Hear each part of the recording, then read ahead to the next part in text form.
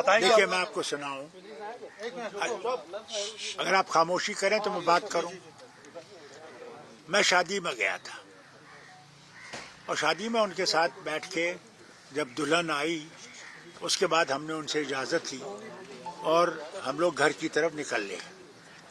جو ہی میں اس منڈپ سے باہر نکلا تو میں چل رہا تھا، اتنے وقت میں مجھے کوئی پٹاخے کی آواز آئی تو میں سمجھا یہ کوئی پٹاخہ کسی نے شادیوں میں ڈالتے رہتے ہیں، تو میں سوچ سکتا میرے پاس پٹاخہ یہاں پڑا ہو، تو مجھے یہاں کچھ گرمی جیسی لگی اور مجھے کچھ پتہ نہیں تھا۔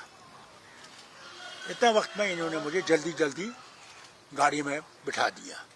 جو انہوں نے مجھے گاڑی میں بٹھایا تو مجھے کہنے لگے جناب یہ تو ایک پستول تھا صاحب کے اس انسان کے پاس اور اس نے 2 گولیاں چلائی تھیں۔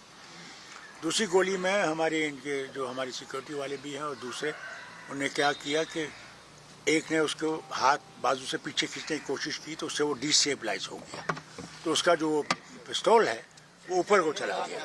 تو اتنے وقت میں سیکورٹی والے نے اس پستول کو اس کے ہاتھ کو پکڑ لیا تو گولی چل دی تھی۔ میں نے اتنا ہی سنا۔ اس کے بعد یہاں آ کے گھر میں مجھے کوئی بھی، نہ میں اس آدمی کو جانتا ہوں نہ مجھے اس آدمی کا کچھ پتہ ہے، بالکل نہیں۔ اس نے اسٹیٹمنٹ دیا کہ یہ 20 سال سے تیاری کر رہا تھا، اس کی پرسنل کوئی رنجش تھی، مقصد تھا۔ کیا لگتا ہے آپ کو کیا ہو سکتا ہے؟ دیکھیے مجھے کیا پتا اس کا مقصد کیا تھا، کیا رنجش کیا تھی، کیونکہ میں نے کسی کے ساتھ برائی نہیں کی ہے۔ جو بھی میرے پاس آیا، جب میں وزیر اعلیٰ بھی تھا، وہ کیوں نہ اپوزیشن کا ہو، میں نے اس سے اپنے لوگوں سے زیادہ محبت کی، زیادہ ان کی مشکلیں دور کرنے کی کوشش کی۔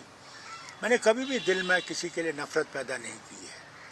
پتہ نہیں اس کو کیا تھا، رنجش کیا تھی۔ لگتا ہے یہ سیکیورٹی لیپس ہے کسی جگہ؟ دیکھیے یہ کہوں کہ سیکورٹی لیپس ہے، یہ تو ایک بہت بڑا سینٹنس ہے۔ سوال اس بات کا ہے اس میرج میں سارے بڑے بڑے لوگ تھے، اس لیے پولیس کو اس کا احتیاط خیال تو رکھنا چاہیے تھا، جس کا نہیں تھا۔ وہاں کوئی پولیس کا انتظام تھا ہی نہیں۔ یہ تو اللہ کا شکر ہے کہ میری سیکورٹی میرے ساتھ تھی، اور پھر ہمارے جو منسٹر صاحب تھے ان کی تھوڑی سی سیکورٹی تھی ساتھ، اور ہماری یہ MLAs وغیرہ تھے جنہوں نے اس وقت ہمت کی اور میں بچ گیا۔ آپ کو ہوم منسٹر صاحب